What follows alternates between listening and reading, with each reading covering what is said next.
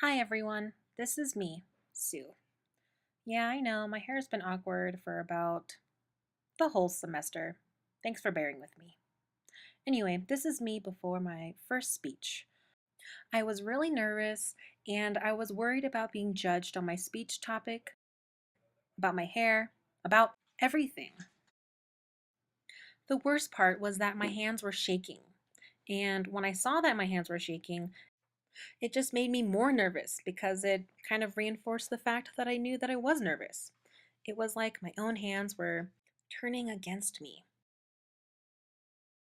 You see, this is how a normal mouth looks like when you're not giving a public speech.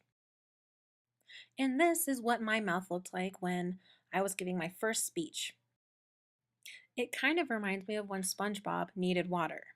Now, that reminds me, if you think you might need water, bring it with you just in case. Now, back to my first speech. Despite the fact that I thought that the whole world and even my own body was against me, I pushed on. I worked really hard writing my speech, which brings me to composition. I didn't have to write about crazy things like quantum field theory or the theory of electromagnetism or the fundamental theorem of finitely generated abelian groups. Yeah, that's not my kind of thing.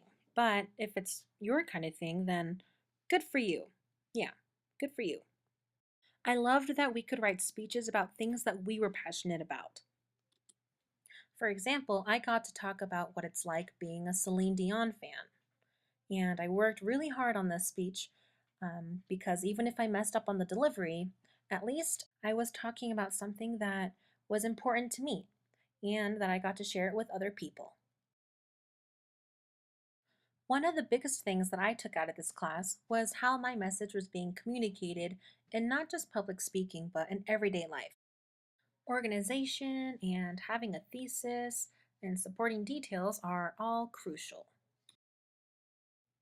So, for my last speech, I was still pretty nervous. I felt my pulse and it felt like my neck had grown its own sort of heart.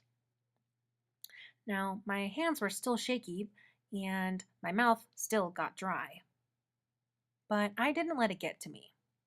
And I didn't let this get to me. Or the neck weird heart thing. I didn't let any of that get to me. Because I knew I had practice.